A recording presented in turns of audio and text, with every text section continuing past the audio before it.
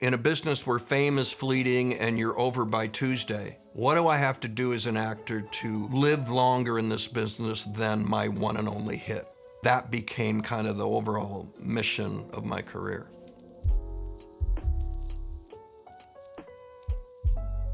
Hi, my name is Jeff Daniels, and this is the timeline of my career. The challenge is against the system. And it's the system that's freaky, Kathy, not us. We want what's ours. The first role I ever had was in the last season of Hawaii Five-0 with Jack Lord. It was 1979. I was doing a play in Los Angeles, and then I landed the guest criminal on the second to last episode of the final season. Went out to Hawaii for 9 days.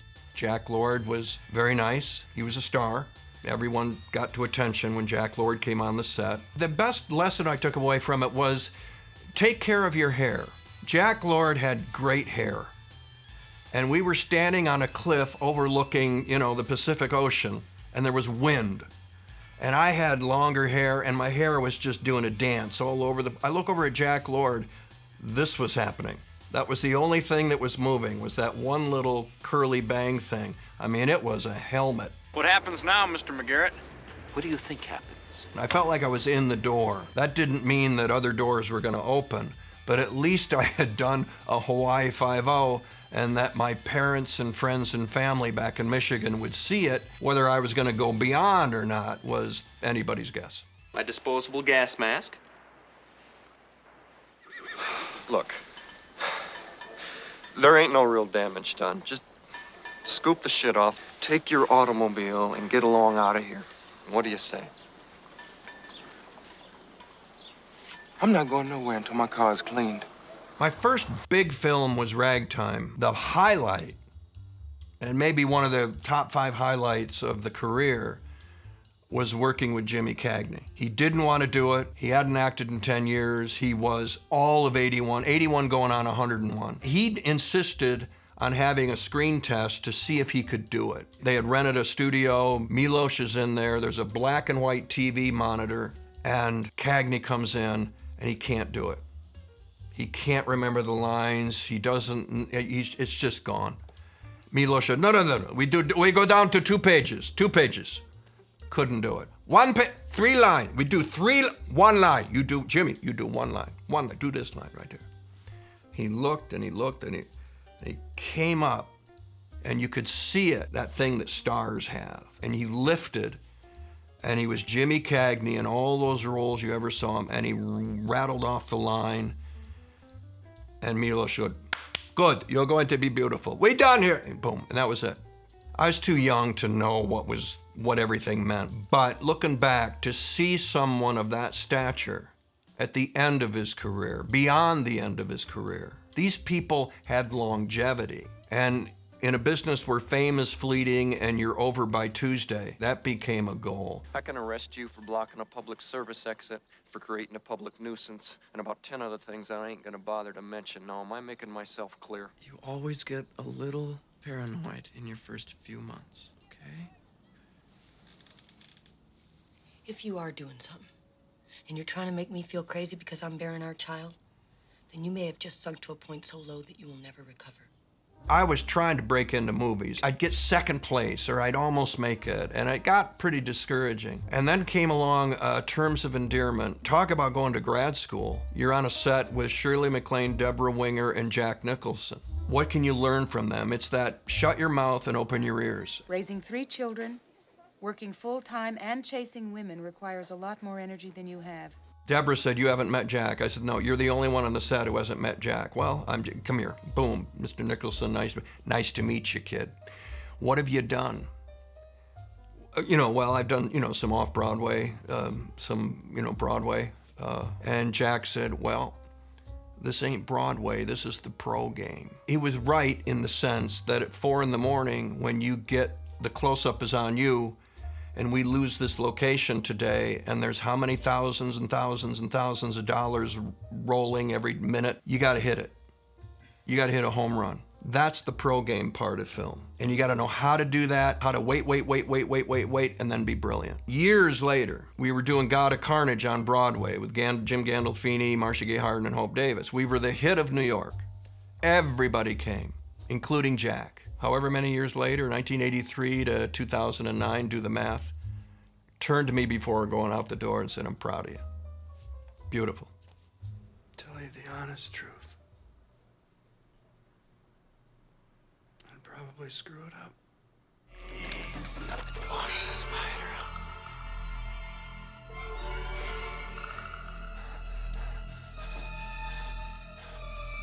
Come on.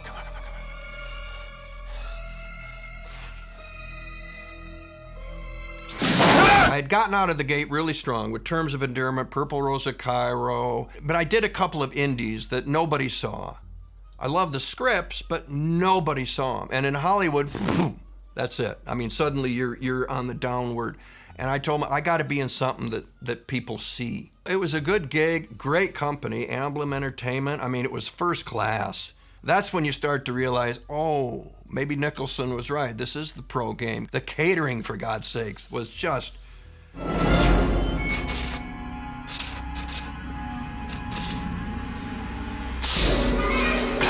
We have 2 weeks left of shooting, and it was just me and Big Bob, the main spider, who was as big as my hand, and it would rear up and hiss. It would do that. They would put a rat in his cage on Friday, and then on Monday they'd take out basically the tail, what was left. That's my co-star. The spider wranglers, professional animal people, would bring Bob out and set him down, and I have to be turned away and I have my hand on the floor, and don't cheat a look, because Bob is going to crawl over to your hand. You know, the same one that ate a rat on Saturday. So, yeah, okay, great. And they're all wearing thick leather gloves that go all the way up to here, and they go, don't worry, if he bites you, you'll simply get nauseous. That was the hardest part.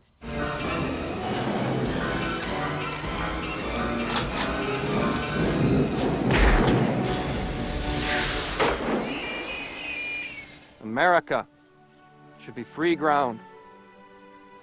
All of it. Not divided by a line between slave state and free. All the way.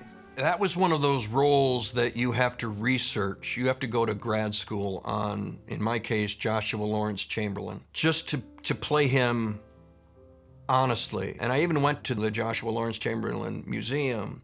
I met with the curator, the head person, and she basically said, in the state of Maine, where he is revered, there is Joshua Lawrence Chamberlain and then Jesus Christ. It's kind of in that order. So, good luck. Gentlemen, the 83rd Pennsylvania, 44th New York, and 16th Michigan will be moving into our right. But if you will look to our left, you will see that there is no one there. Because we're the end of the line. The Union Army stops here. We cannot retreat. He was accessible. He was a college teacher. You know, Martin had to play Robert E. Lee, and Berenger had to play... They were these big military guys. I was a college professor who 10 months later ended up on Little Round Top, reading military strategy books on the way, trying to figure out what to do, and here they come. He was so relatable, that character. It made Chamberlain even more heroic for me. We had some incredible people that helped get us to where we are. He was one of them. In the end, we're fighting for each other. You're at Quincy's. Anti-Quincy's. You're at Quincy's. No anti-Quincy's, no startsies. You can't do that. Can't do. Cannot. Stamped it. Can't do double stamped it, no erases. Cannot. Triple stamped it, no erases. Touch blue, make it true. You can't triple stamp a double stamp. You can't triple stamp a double stamp, Lloyd. You can't triple stamp a double stamp. Lloyd. After a series of independent movies and Gettysburg, I was kind of dead meat. It was the only time in my career I've had to leave Michigan to go out and chase jobs. And I knew I could do comedy. I was doing dramatic roles because we want you to get an Oscar and that's the path you're on. You're a serious actor. I'm going, yeah, hang on. I want to audition for this Jim Carrey thing. I want that. No, you don't, but we'll let you do it. Okay, thanks. So I went in, auditioned with the Farrelly brothers, who loved me, and then I got it. And the night before I was supposed to fly out to Dumb and Dumber, to wardrobe fitting, and then 3 days later start shooting. My agents in LA and New York got on the phone. Okay, this is a crisis meeting. This is an intervention. You're not going to do this movie. 12-year-old boys are going to see it, and that's it. And it's probably going to be. And Jeff, I hate to tell you this. Jim Carrey is a big star, and he's a big comedian, and you're going to get wiped off the screen. Okay, thanks for the support, one. Two, I'm in the toilet scene, the snowball in the head scene, and the tongue on the chairlift scene. Jim's not in those. So unless they cut them, which is possible, I'm going to score. So I'm going to do this movie, and if it's a mistake, it's mine, but I want to do comedy, because this serious actor shit is just not working for me. I can do comedy, and if I do comedy, then I've got the opportunity to go from Joshua Lawrence Chamberlain in Gettysburg to Harry Dunn in Dumb and Dumber. And in between those two things are jobs. Years later, Clint Eastwood hires me for blood work. And he said, if you can do 2 Days in the Valley, which was a drama, and Dumb and Dumber, you can do this. Okay. Nice! Yes!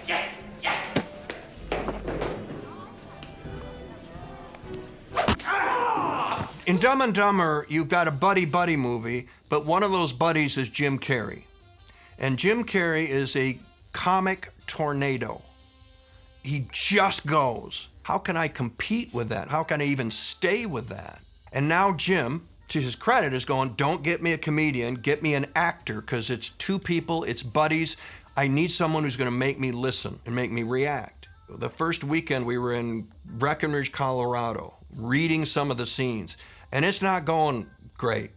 I don't have it. I'm acting like I'm dumb instead of being dumb. And I needed some internal thing. Mine was, you have an IQ of 8.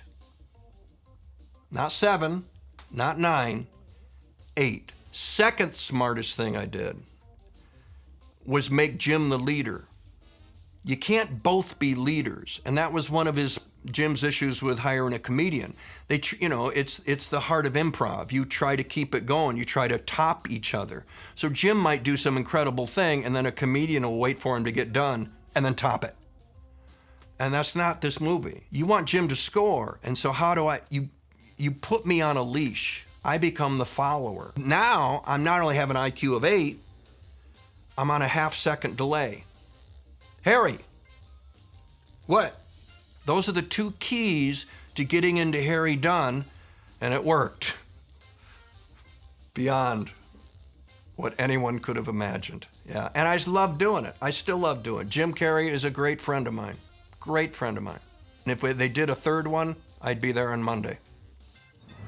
Hey, want to hear the most annoying sound in the world? Pop quiz, hotshot. Terrorist holding a police hostage. He's got enough dynamite strapped to his chest to blow a building in half. Now what do?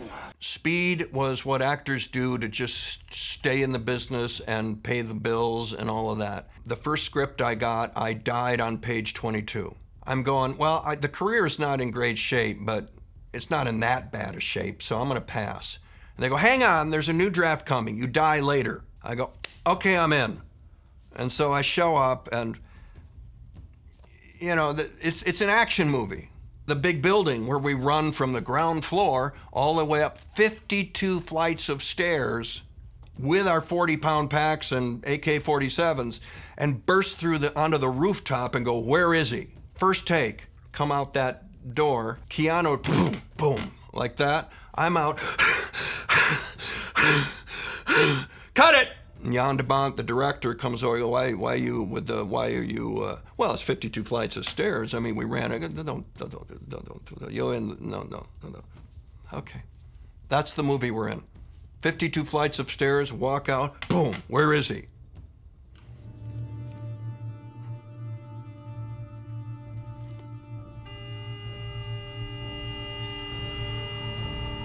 Good actors steal all the time. And I remember reading an interview with Roy Scheider, and they talked about that moment when Roy was in the boat looking down for the shark in Jaws. And he's looking down and the camera's looking up and he, boom, sees the shark. The look on his face. How did he do it? So here I am in that house, shooting Speed. I'm supposed to look over at the thermostat and realize that it's not a thermostat, it's a bomb that's about to go off in 2, 3, 1, and then it blows up. How are you gonna play that? And I remembered that interview that Roy Scheider had given. How did you do it, Roy? He said, I just put my muscles up in my cheeks, just had them up, and then when I turned and saw it, I dropped them. Boom. You weren't, what were you thinking? I wasn't thinking anything. I was thinking, drop your cheek muscles. That's what I did. Thank you, Roy.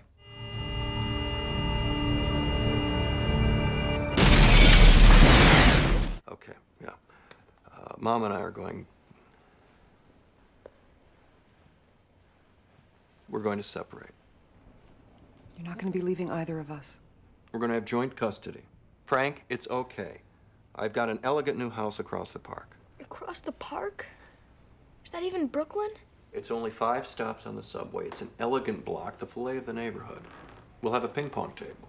I don't play ping pong. The thing that clicked it for me was the character was unfulfilled artistically. He did not get the acclaim he felt he deserved. A lot of his books were self-published, and yet he considered himself on a par with Norman Mailer and people like that. Disillusioned about where he is and why he isn't where he thinks he should be. I hadn't been nominated for an Oscar. I hadn't won any awards. I was just another working actor. I know so many people I've worked with on their way up, that have won Oscars. I've watched them go, and Tonys and this and that, not me. And at that point, the career was starting to flounder a little bit, and so I just used it. I'm as good as they are, and resent it, and I'm bitter about it, and I just take elements of yourself that you can find that you might have in common with that person, just that much, and then pour gas on it and light it. I remember using that phrase with Noah. I said, that's what I'm gonna do. I'm gonna take that resentment that all actors have. I don't care who they are. If you haven't won something and other people have and you think you're better than they are, that's the name of the game. And I took that and used it. So it's a way to use yourself and then channel it through the clothes and the mannerisms and the personality. Now you're in his room, and now you can become him. She still has some of the books she wrote. Dad, why are you taking me to your house on Mom's night? Just a minute. You know why people don't like liberals? Because they lose. If liberals are so fucking smart, how come they lose so goddamn always? Hey. And with a straight face, you're gonna tell students that America is so star-spangled awesome that we're the only ones in the world who have freedom? It was Sorkin, and I loved West Wing. I said, what do I have to do to get that? So I met Aaron at the Four Seasons Hotel in New York, breakfast meeting, and I had gotten tipped by my agent who got word that he's just never seen you get angry on film in a way that McAvoy does. You can get angry in whatever movies I might have done, but to go into that crazed, irrational rant that social media is full of now, hadn't seen me do that. So I had to give him a taste of that at that breakfast meeting. So I had a story about working with an actor, and it was frustrating, and I finally just lost it on the actor, and I told that story in the Four Seasons breakfast room, which included banging on a table, which made the glass of orange juice do that, and the other people at the other tables go, that. And that's when Sorkin goes, okay, all right, okay, yeah, no, good, that's terrific, great, you've got the job. I had it before I left the breakfast table. When you ask what makes us the greatest country in the world, I don't know what the fuck you're talking about. Yosemite? Point of fact, we're a lot closer to West Virginia than we are to Pittsburgh, more ways than geography. But look, I understand, not everybody likes to have a gun passed around in front of them. You think? I do think, and I can make that known around town. No more gun passing. Now, if you'll excuse me, I need to make something of a house call. Officer Park, when the gentleman's ready, can you escort him to the town line? Philip Meyer was doing a reading of American Rust, his debut novel in 2005, downtown Manhattan, some bookstore somewhere. Went to see it. My career wasn't in a place where I could get things made until sometime after Newsroom. And then with cable opening up and everything, my agent said to me, that thing that you realize is the definition of making it, now you get to do what you want to do. What do you want to do? And so we remembered that book. And I had just worked with Dan Futterman and Adam Rapp on Looming Tower, and they're the real deal. I contacted Danny. I just said, if you see something in this book, remind me why I love it, and let's do it. Fortunately, he loved it and saw all kinds of things that he could do with the book to take it here and take it there. And as an executive producer, you can either be completely involved with everybody's job, or you can hire really good people and give them the freedom to do the best thing they've ever done.